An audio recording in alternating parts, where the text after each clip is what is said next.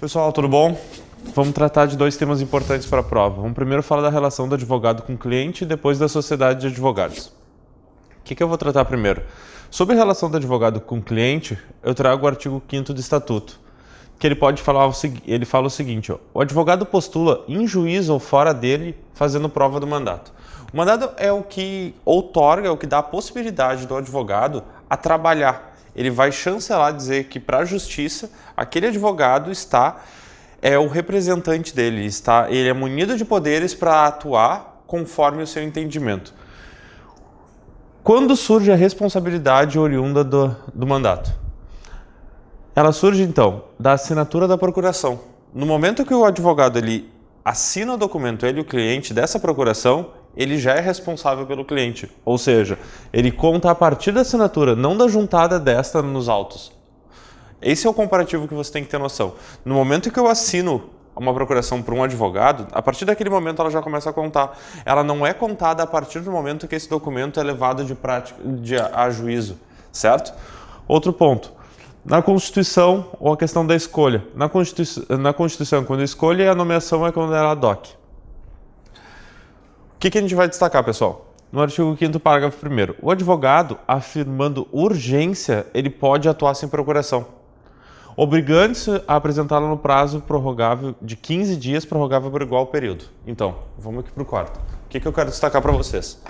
Para o advogado trabalhar, um advogado, ele tem que ter a procuração, certo? Ele pode trabalhar sem procuração, ou seja, uma ausência de procuração? Pode. Quando? Quando for urgência. Só que ele tem que apresentar em 15 mais 15 dias, podendo ser prorrogável por igual período. Ou seja, para o advogado trabalhar, ele é obrigado a ter procuração. Sendo urgência, ele pode trabalhar sem. Só que ele vai ter que apresentar ela em 15 mais 15 dias, certo? Outro ponto importante, parágrafo 2º. A procuração para o foro, em geral, habilita o advogado a praticar todos os atos judiciais, em qualquer juízo ou instância, salvo os que exijam poderes especiais. Ou seja, novamente a procuração. A gente vai dividir ela em dois modos. A geral, que é para atos gerais, e a especial, que seriam para atos especiais. Ou seja, no momento que uma procuração é assinada, ela tem que descrever quais atos especiais ela vai trabalhar. Isso que vocês têm que ter ideia. Então, recapitulando. O advogado postula em juízo ou fora dele através de um mandato, que vem da outorga de uma procuração. A procuração, ela é obrigatória. Pode trabalhar sem? Pode, em urgência. Mas posterior à ação, em 15 dias, podendo chegar a mais 15 dias destes, ele é obrigado a juntar. Além disso, a regra é a procuração geral. Para atos que necessitem poderes especiais, tem que ser uma procuração especiais. Certo, pessoal? Seguindo, o advogado que renunciar ao mandato continuará durante 10 dias seguintes da notificação de renúncia a representar o mandante, salvo se for substituído antes do término. Então vamos lá. A gente falou que para o advogado trabalhar, ele tem que ter uma procuração, certo? Se a procuração lá o advogado renuncia, ele tem uma obrigatoriedade de representar ele por mais 10 dias. Então, datas que você tem que saber. Prazos. Urgente, sem procuração, 15 mais 15. Renúncia. Ele é obrigado a ficar 10 dias com o cliente ainda. Isso que vocês têm que lembrar. Então, procuração em casos urgentes. Não precisa ter, mas ele é obrigado a juntar em 15 mais 15. Quando for caso de renúncia, da notificação da renúncia, o advogado que renunciar ao mandato continuará durante os 10 dias seguintes da notificação da renúncia a representar o mandante. Tá, mas se ele for substituído antes dos 10 dias, acabou a responsabilidade dele. Certo, pessoal? As atividades de consultoria e assessoria jurídicas podem ser exercidas de modo verbal por escrito, a critério do advogado e do cliente, independente de mandato ou de formalização do contrato por parte de honorários. O que é isso que quer dizer? Como é o modo de atuação?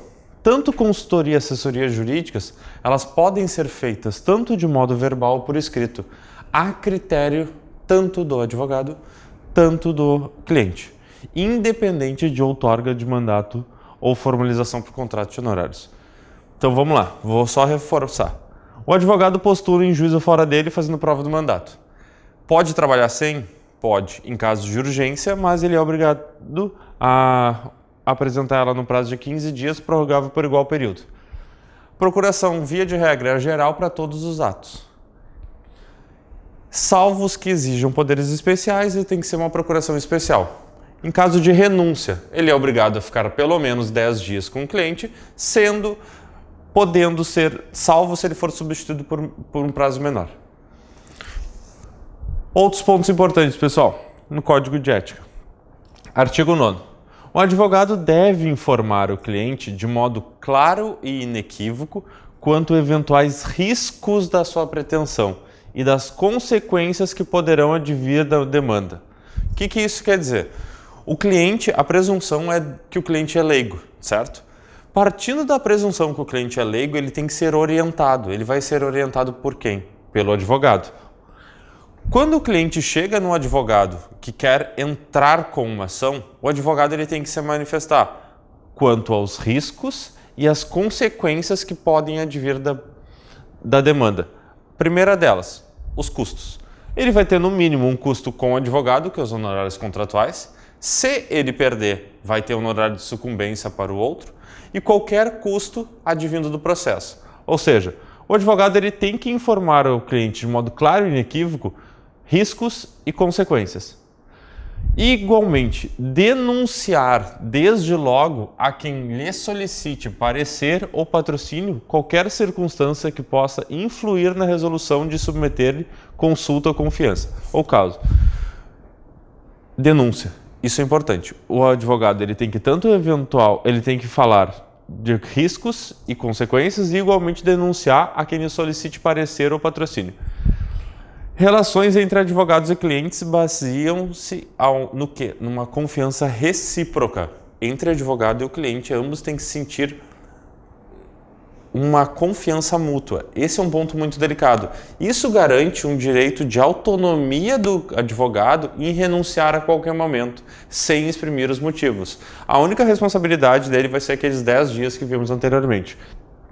Sentindo o advogado que essa confiança lhe falta, é recomendável que externe ao cliente. Ou seja, ele deve recomendar, como uma forma de recomendação, falar ao cliente o porquê não, o que ele está sentindo de uma ausência de confiança, certo? E não se dissipando as dúvidas, promova em seguida o subestabelecimento do mandato ou ele renuncie. O subestabelecimento do mandato é uma transferência para outro advogado, via de regra da mesmo escritório de advocacia, para trabalhar no lugar dele. E se ele não quiser ter mais nenhum vínculo, ele apenas renuncia. Certo, pessoal? O advogado, no exercício do mandato, atua como patrono da parte. Perfeito? Cumprindo-lhe, por isso, imprimir à causa orientação que lhe pareça mais adequada. Ou seja, ele vai trabalhar em nome do cliente. Então, a tomada de decisão é do advogado, consoante o que lhe pareça mais adequado, sem se subordinar às intenções contrárias do cliente. O que isso quer dizer? No momento, um cliente contrata um advogado mediante procuração, quem é o tomador de decisões é o advogado. Esse é o ponto. No momento que tu assina uma procuração ao cliente, o cliente assina uma procuração com o advogado, ele imputa ao advogado ou empodera na tomada de decisão. Por isso que ele diz no artigo 11º que o advogado, no exercício do mandato, ou seja, quando ele estiver atuando como advogado, ele atua como patrono da parte. Ele representa o cliente naquilo. cumprindo-lhe por isso imprimir à causa a orientação que lhe pareça mais adequada. Ou seja, no momento que tu contrata um advogado, tu confia plenamente no conhecimento dele e nas tomadas de decisões que ele vai fazer, sem se subordinar às intenções contrárias do cliente. Ou seja, o cliente, ele perde as rédeas do processo, ele transfere a tomada de decisão ao advogado, mas antes procurando esclarecer o quanto a estratégia traçada. Ou seja, tu assina uma procuração com o advogado, tu vai traçar, vocês irão, mediante uma confiança recíproca, traçar as intenções. Tu traça o que vocês vão fazer. Vai ser de comum conhecimento que vai ser feito. Mediante isso, o advogado ele vai trabalhar e vai utilizar as ferramentas e meios adequados para conquistar êxito conforme a estratégia traçada anteriormente. Perfeito, pessoal? A conclusão ou desistência da causa, tenha havido ou não extinção do mandato, obriga o advogado a devolver ao cliente tanto bens, valores e documentos que lhe sejam confiados e ainda estejam ao seu poder, e bem como a prestar-lhe contas, pormenorizadamente, sem prejuízo de esclarecimentos complementares. Ou seja, no momento que conclui o processo ou há uma desistência da causa, o advogado tem que devolver tudo que esteja consigo, em qualquer que seja o seu lugar, qualquer que seja a matéria ou natureza do bem, bem como prestar contas de modo pormenorizado ao cliente. Isso é uma garantia que o cliente vai receber tudo o que é de seu de direito. Parágrafo único. A parcela de honorários paga pelos serviços até então prestados não se inclui entre valores a ser devolvidos. O que isso quer dizer?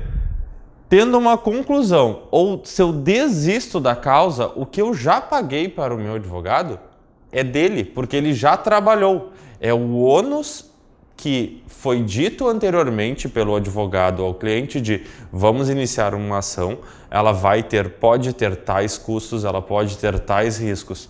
Tu está ciente disso? Tu quer ingressar com uma ação? Quero. Ou quer utilizar o meu serviço? Quero. Isso é um pacote fechado. No momento que tu assume que tu quer entrar com essa ação ou quer responder utilizando esse advogado, tem um custo. Ou seja, a parcela dos honorários pagas pelo serviço até então prestados naquele momento não se incluem os valores a ser devolvidos. Por quê? Porque já houve a prestação de serviço. Artigo 13. Concluída a causa ou arquivado o processo, presume-se cumprindo e extinto o mandato. O que isso quer dizer? Findado o processo ou arquivado o processo por algum motivo, acaba-se o mandato. Ele não há uma presunção que ele vá ser válido por mais de uma causa ou para outros processos, a não ser que esteja previsto nele. Ou seja, a regra é acabado a causa ou arquivado a causa, acabou o mandato. Perfeito, pessoal? Artigo 14. O advogado não deve aceitar procuração de quem já tenha patrono constituído, sem prévio conhecimento deste. Ou seja, falamos anteriormente a questão de procuração. O cliente vai contratar um advogado. Ou seja, aqui temos um cliente, ele contrata um advogado mediante procuração. O advogado pode trabalhar sem procuração? Pode, desde que seja causas urgentes e ele tem que apresentar depois em 15 mais 15 dias. O que eu estou falando agora? Que o advogado não pode aceitar a procuração de um cliente com o advogado. A regra é o quê? Cada cliente tem o seu advogado. O advogado não deve aceitar a procuração de quem já tenha patrono constituído, sem prévio conhecimento desse, salvo uma exceção à regra, por motivo plenamente justificável ou para adoção de medidas judiciais urgentes e inadiáveis. Por exemplo, o advogado não deve aceitar a procuração por quem tem um patrono já constituído. Por exemplo, eu quero renunciar, eu sou obrigado a ficar pelo menos 10 dias com o cliente. ao menos que eu tenha sido substituído antes. No momento da substituição, eu estou ciente que o meu cliente está procurando outro advogado. Esse seria um caso de conhecimento prévio.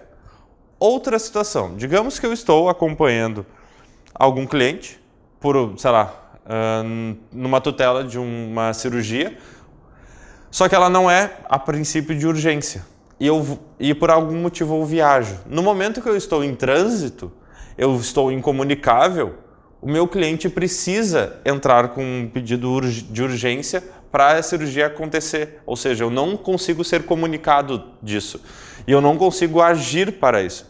Esse seria um caso que o advogado ele pode aceitar a procuração por um motivo plenamente justificado e ainda por uma adoção de medida judicial. Regra, então, pessoal.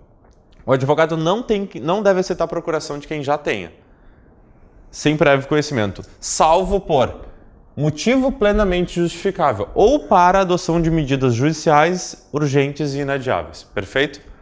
Outro, o advogado não deve deixar ao abandono ou ao desamparo as causas sob seu patrocínio. É uma questão de responsabilidade. Sendo recomendável que, em face de dificuldades insuperáveis ou inércia do cliente, quanto a providências que lhes tenham sido solicitadas, renuncie ao mandato. Falamos anteriormente sobre uma confiança recíproca. Nesse momento, quando a relação está um pouco conturbada, não está sendo exitosa, o advogado começa a ficar um trabalho muito hercúleo para o advogado. O que ele tem que fazer? Ele não pode abandonar.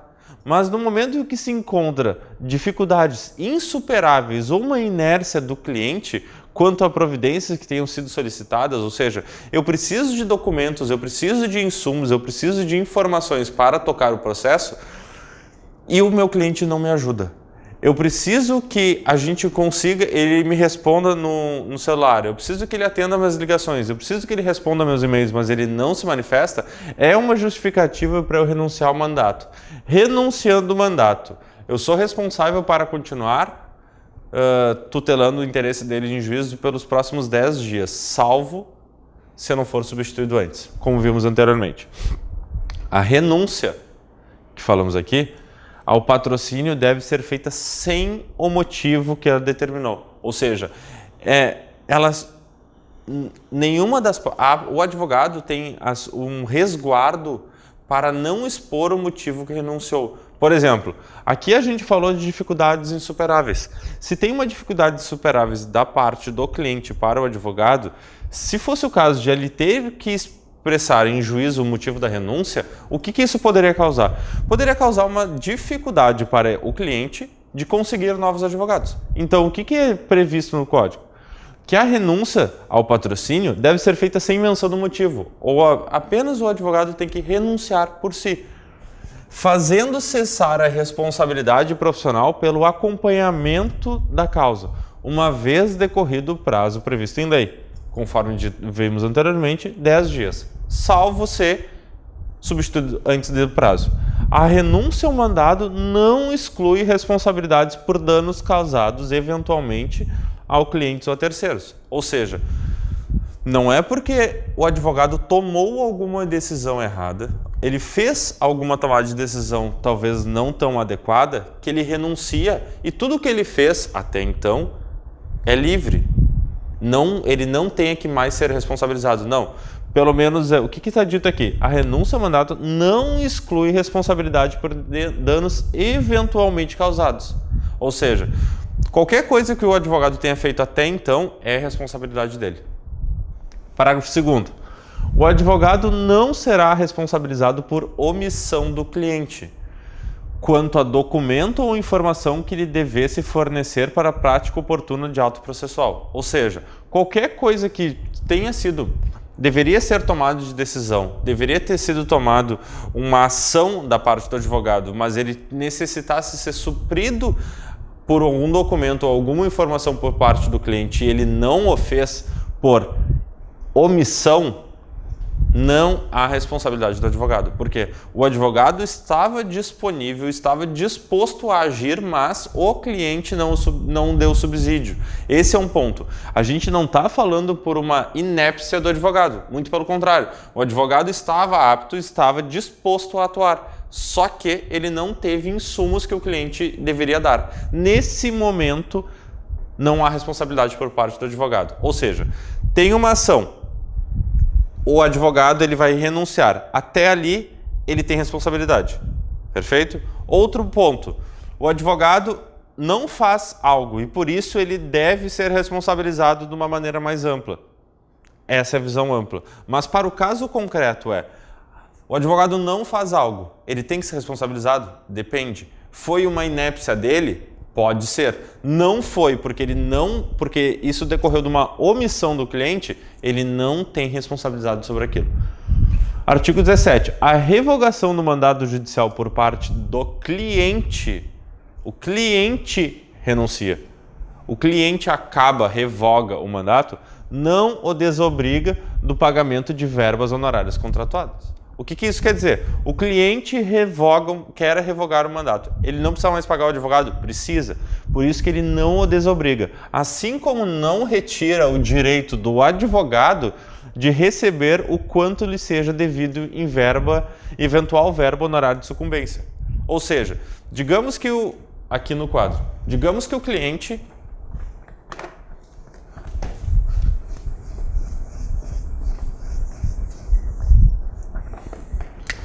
aqui, pessoal, o advogado e o cliente.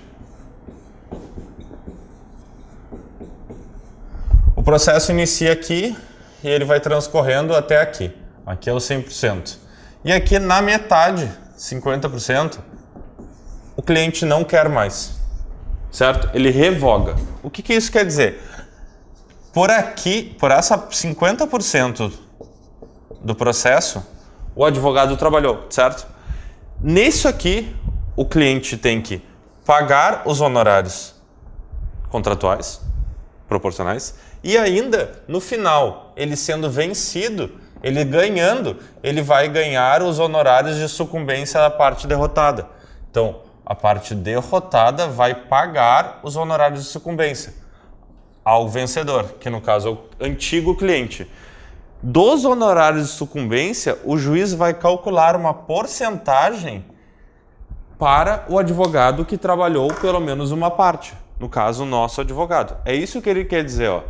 A revogação do mandato judicial por vontade do cliente não o desobriga do pagamento de verbas honorárias contratadas. Ele tem que pagar o que foi ajustado com o advogado.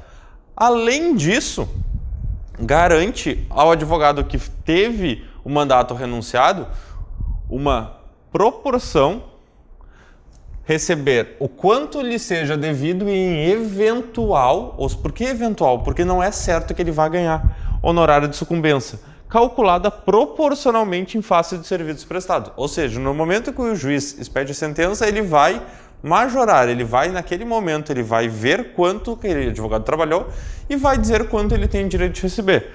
Os honorários contratuais é a remuneração paga pela prestação de um serviço. É o contrato de um cliente com um advogado. Honorário de sucumbência é o valor repassado pela parte perdedora a uma parte vencedora. Ele não é fixo, porque ele é verificado conforme a sentença. Ele é a verba alimentar do advogado consoante o STJ. Artigo 18. O mandado judicial ou extrajudicial não se extingue pelo decurso do tempo, salvo se contrário for consignado o respectivo documento. Isso já foi cobrado em prova. O que é importante saber? Não existe uma presunção de validade temporal, ou seja, ele não acaba porque um tempo passa. Ou seja, o mandado, tanto judicial e extrajudicial, ele não acaba porque passou 1 ano, 2 anos, 3 anos. Exceto se ele for colocado no documento. Ou seja, nós podemos, no caso advogado e cliente, prescrever, indicar que aquele mandato ele vai durar só 1 ano, ou ele vai trabalhar ou 2 anos, ou 3 anos, ou só para uma instância, ou para mais instância, ou para determinada causa. Isso é previsto. Regra, pessoal, não tendo previsto tempo, ele vai durar o quanto para aquela ação. quanto durar a ação, exceto se for colocado um prazo de validade, perfeito? Os advogados integrantes da mesma sociedade profissional ou reunidos em caráter permanente para a cooperação recíproca não podem, quem está numa mesma sociedade não pode representar em juízo ou fora dele clientes com interesses opostos. Por quê? Digamos que na mesma sociedade de advogados, o cliente 1 tem um advogado A, aí é a parte contrária. O cliente 2 tem um advogado B, que trabalha no mesmo escritórios, eles podem ter acesso a documentos do mesmo processo, só que de lados opostos. Isso não garante uma isonomia. Ou seja, o mesmo escritório só pode, em tese, só poderia representar um cliente, um lado da ação, certo? Sobrevindo conflitos de interesse entre seus constituintes e não conseguindo o advogado harmonizá-los, ou seja, digamos que um advogado tem um cliente para um processo, outro cliente para outro processo, e por algum motivo seus clientes chegam a um processo em partes opostas, ele tem que optar com prudência e discrição por um dos mandatos, renunciando aos demais, resguardando sempre o sigilo profissional. Isso é uma garantia de quando tu vai contratar um advogado, se ele renunciar ao teu mandato, vai ser de uma forma discreta e com prudência. Perfeito, pessoal? O advogado, ao postular em nomes de terceiros contra ex-cliente ou ex-empregador, inclusive no judicial ou extrajudicial, ele tem que resguardar o sigilo profissional. O sigilo profissional é uma garantia para os dois lados, tanto para o advogado quanto para o cliente. Ao advogado, cumpre abster-se de patrocinar causa contrária à validade ou legitimidade de ato jurídico, em cuja formação haja colaborado, ou intervindo de qualquer maneira. Da mesma forma, deve declinar seu impedimento ou da sociedade quando houver conflitos de interesse, motivado por intervenção anterior, no trato de assunto que se prenda ao patrocínio solicitado. O que isso quer dizer, pessoal? Isso já caiu em prova. Um advogado fez um trabalho de conclusão ou participou de seminários se manifestando contrário a uma determinada causa. Passou um tempo, ele é contratado por um escritório e aí ele tem que se manifestar de modo contrário ao que ele já tinha feito o trabalho e se manifestado. Ele pode dizer que não. Ele tem essa autonomia. É uma garantia à liberdade de trabalho, uma garantia profissional ao advogado. Certo, pessoal? É direito e dever do advogado assumir a defesa criminal, sem considerar sua própria opinião sobre a culpa do acusado. O que isso quer dizer?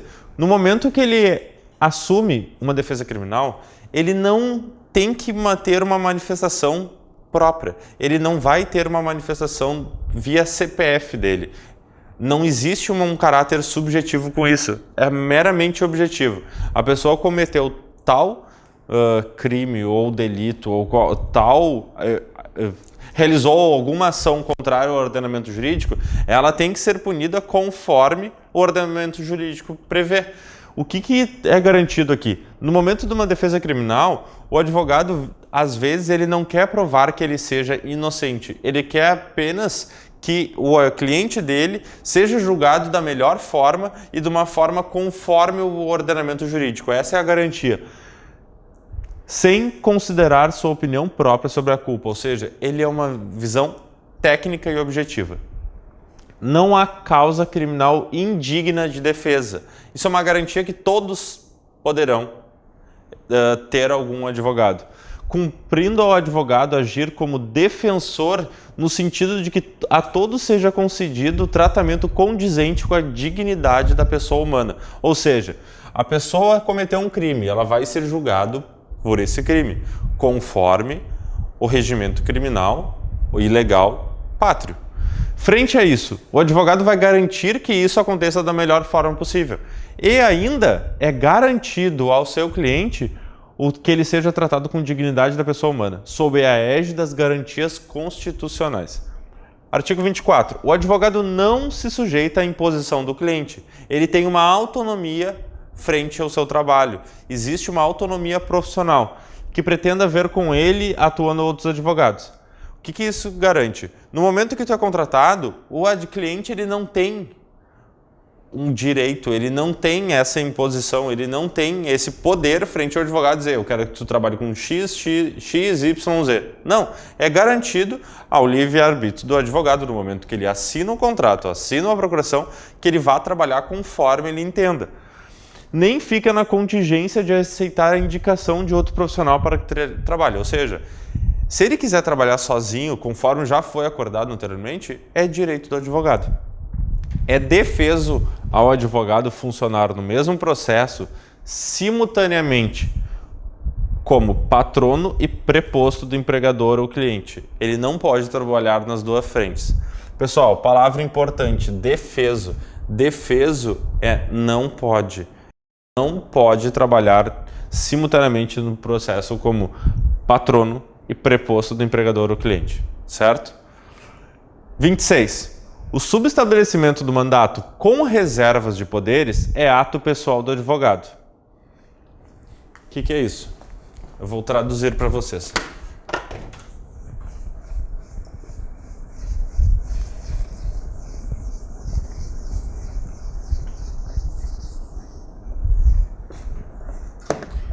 O que o artigo 26 fala? Ele está falando do subestabelecimento do mandato. Ele tem duas opções, certo, pessoal? Com reservas e sem reservas de poder. O que o artigo 26 diz? O subestabelecimento do mandato com reservas de poder é ato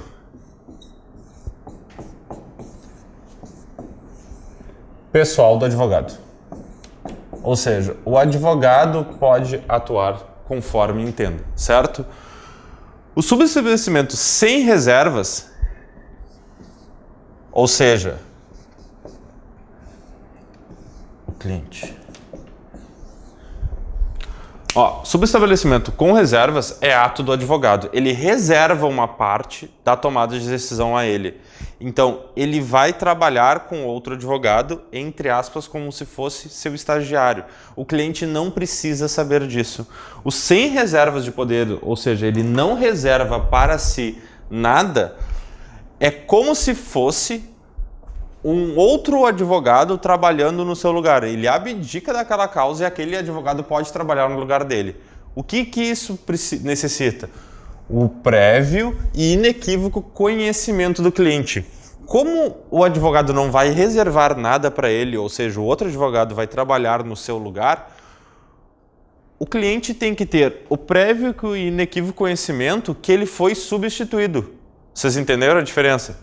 O que isso quer dizer? Subestabelecimento do mandato com reservas de poder, ou seja, ele vai trabalhar ao lado do advogado, é ato pessoal do advogado. Eu quero que alguém me ajude nisso aqui. Mas quem é o tomador de decisão? O advogado contratado. No momento que não tem reserva, o que indica? Que aquela pessoa vai trabalhar no lugar do advogado contratado. O que isso garante? O que isso necessita? Que o cliente tenha o prévio e inequívoco conhecimento. O subestabelecimento com reservas de poder deve ajustar antecipadamente os seus honorários com o subestabelecente. O que isso quer dizer? No momento que eu reservo o poder e subestabeleço alguém, essa pessoa que vai assumir comigo o processo, a gente já tem que ajustar antecipadamente os honorários que vão ser pagos. Por quê? Porque eu vou trabalhar com essa pessoa. Então, nós dois temos que ajustar previamente. Perfeito, pessoal? Outro ponto que merece destaque. A advocacia pro bono. O que eu destaco dela? No exercício da advocacia pro bono e ao atuar como defensor nomeado, conveniado ou dativo, o advogado empregará zelo e dedicação habituais. Não é porque é pro bono, que é de graça, que ele vai trabalhar de uma forma menor ou pior. Então, no exercício da advocacia pro bono, ele tem que empregar zelo e dedicações habituais, de forma que a parte por ele assistida se sinta amparada e confie no seu patrocínio, independente de estar pagando. O que é advocacia pro bono? Parágrafo 1º. É a prestação gratuita, eventual e voluntária de serviços jurídicos em favor de instituições sociais sem fins econômicos e aos seus assistidos, sempre que os beneficiários não dispuserem de recursos. Certo, pessoal? Então, quem pode ser cliente da advocacia pro bono? Instituições sociais sem fins econômicos e seus assistidos. Estes, quando não tiverem recursos. Outro, a advocacia pro bono pode ser exercida em favor de pessoas naturais, que igualmente não dispuserem de recursos. Ou seja, quem são os possíveis clientes? Instituições sociais, certo? Ou quem é representado por ela que não tiver dinheiro. Ou outra, pessoas naturais que, da mesma forma, não dispuserem de recursos para pagar sem o prejuízo do próprio sustento. A advocacia pro bono não pode ser utilizada para fins políticos e partidários ou eleitorais, nem beneficiar instituições que visem a tais objetivos, ou como instrumento de publicidade para a captação de clientela. Certo, pessoal? Outro ponto que eu quero destacar, sociedades de advogado. O que eu vou falar dela? A sociedade de advogado ela é tratada no Estatuto, do artigo 15 a 17. Vamos lá. Artigo 15. Os advogados podem reunir-se tanto em sociedades simples de prestação de serviços ou ainda em sociedade unipessoal de advocacia. Ou seja, os advogados eles podem se reunir de duas formas. Ou numa sociedade simples ou numa sociedade unipessoal, certo? A sociedade de advogados e a sociedade unipessoal adquirem personalidade jurídica quando elas nascem. Essa já foi muito cobrada. Isso é questão de prova. A sociedade de advogados e a sociedade unipessoal, ela adquire personalidade jurídica com o registro aprovado dos seus atos constitutivos no Conselho Seccional na base territorial da onde eles tiverem sede, certo? Não é numa junta comercial, não é num cartório, não é em nenhum outro local. É no Conselho Seccional onde eles têm sede. Ainda, aplica-se à sociedade de advogados e à sociedade unipessoal o Código de Ética no COBER. Eles são vistos como se fossem advogados. As procurações devem ser outorgadas individualmente aos advogados e indicar a sociedade que façam parte. Ou seja, na procuração vai ter dito quem é o advogado que vai trabalhar e qual é a sociedade que ele participa. Ou seja, tu não precisa indicar todos os advogados que estão naquela sociedade. Não é isso. Tu vai dizer qual advogado está trabalhando naquela causa e qual é a sociedade que ele está trabalhando. Parágrafo 4. Nenhum advogado pode integrar mais de uma sociedade de advogados, constituir mais de uma sociedade unipessoal ou integrar simultaneamente uma sociedade de advogados e uma sociedade unipessoal com sede ou filial no mesmo área territorial do respectivo conselho seccional. Ou seja, no mesmo estado, no mesmo conselho seccional, o advogado ele não pode o quê? Estar simultaneamente numa sociedade, mais de uma sociedade de advogados, mais de uma sociedade unipessoal ou numa sociedade unipessoal e uma sociedade de advogados, certo, pessoal? O ato de constituição de filial, isso aqui já foi questão de prova, o ato de constituição de filial tem que ser averbado no registro da sociedade e arquivado no conselho seccional onde ele se instalar. É como a filial nasce. E tem uma contrapartida. Os sócios responsáveis por essa filial, eles têm, inclusive o titular, tem que ter uma inscrição suplementar no conselho seccional onde a filial terá. Ou seja, no conselho seccional, onde é a sede, eles têm a inscrição principal. Se eles vão para outro estado constituir uma filial, eles são obrigatório a eles ter uma inscrição suplementar, certo, pessoal? Os advogados sócios de uma mesma sociedade profissional não podem representar em juízo clientes de interesses opostos. Isso é uma garantia à autonomia e ao sigilo dos clientes. Então, filial. Quando vai ser instalada uma filial, tem que ter inscrição suplementar nesse outro conselho seccional. Advogados sócios de uma mesma sociedade profissional não podem, no mesmo representar em juízo clientes de interesses opostos. Outra, a sociedade unipessoal de advogados pode resultar na concentração por um advogado das cotas de uma sociedade de advogado, independentemente das razões que a motivaram tal concentração. Ou seja, digamos que eram 4 sócios. Por algum motivo esses sócios vão saindo, fica só um, ele não precisa justificar as razões da concentração nele. Artigo 8º. Nas sociedades de advogados, a escolha do sócio administrador. Isso aqui é a novidade da Lei 14.365 de 2022. É uma garantia que a escolha do sócio administrador pode recair a um advogado que atue como servidor da administração, direta, indireta e fundacional, desde que ele não esteja sujeito na administração pública à dedicação exclusiva. Ou seja, funcionário, servidor da administração, direta, indireta e fundacional, pode ser sócio administrador da sociedade de advocacia? Pode, desde que lá ele não seja regime de dedicação exclusiva, certo, pessoal? A sociedade de advogados e a sociedade unipessoal de advocacia deverão recolher seus tributos sobre a parcela da receita que efetivamente lhes couber. A parcela da receita, os tributos são pagos referente ao quê? A parcela da receita que efetivamente lhes couber, sendo descontado o que for transferência a outros advogados e sociedades que atuem como forma de parceria e atendimento ao cliente.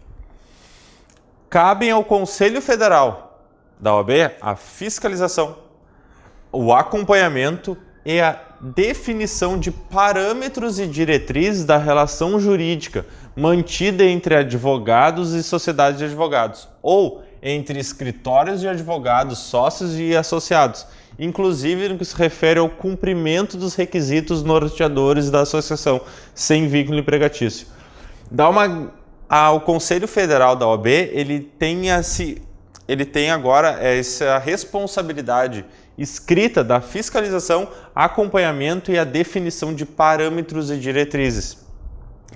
Não será admitida a averbação de contrato de associação que contenha em conjunto elementos caracterizadores da relação de emprego. Ou seja, não pode no contrato, na averbação de contrato de associação, algo que tenha previsto na CLT, que no caso seriam habitualidade, onerosidade, pessoalidade e subordinação. Ainda, a sociedade de advogados e a sociedade unipessoal de advocacia podem ter como sede, filial ou local de trabalho espaço de uso individual ou compartilhado. É o atualmente chamado como coworking.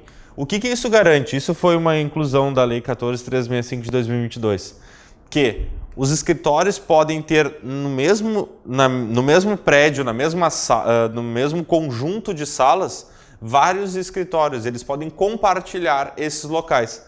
Desde que, pessoal, ponto importante, respeitadas as hipóteses de sigilo, certo? Ou seja, sociedade de advogados e sociedade unipessoal, elas podem ter como sede, filial, local de trabalho e espaço de uso individual compartilhado, desde que hipóteses de sigilo previstas na lei e no código sejam respeitadas, certo?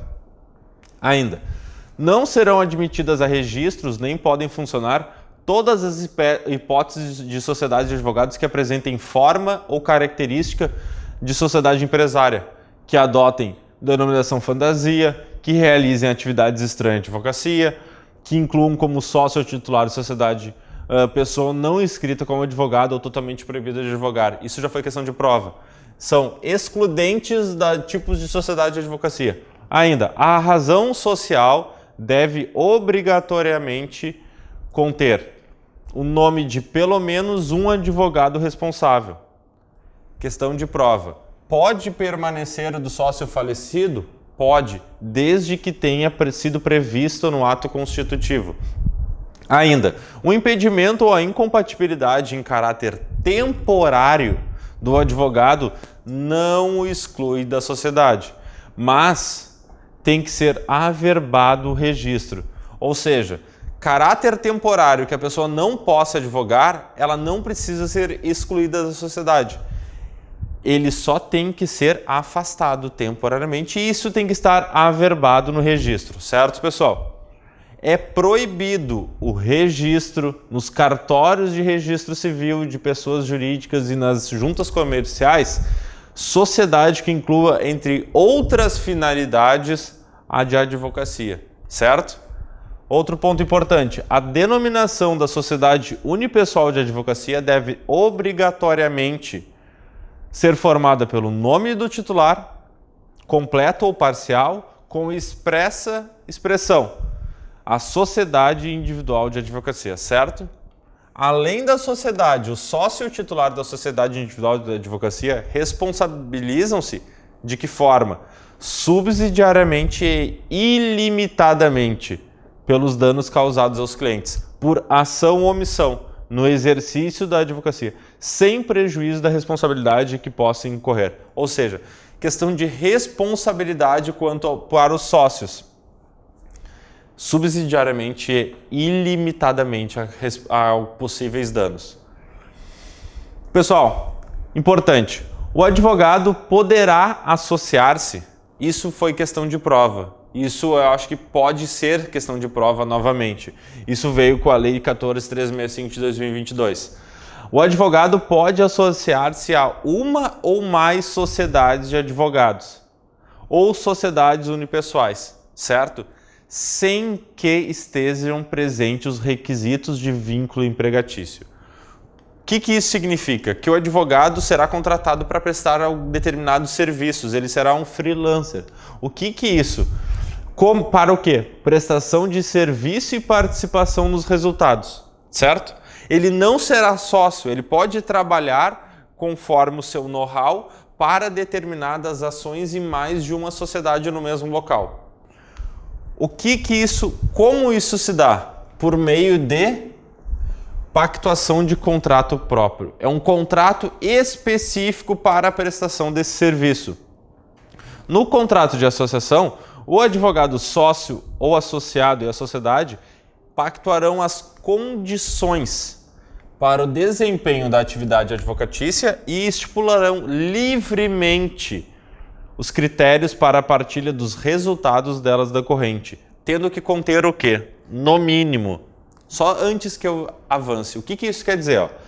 O advogado livre, só um advogado, ele pode trabalhar simultaneamente para mais de uma sociedade, certo? Mas ele não pode trabalhar sem um contrato.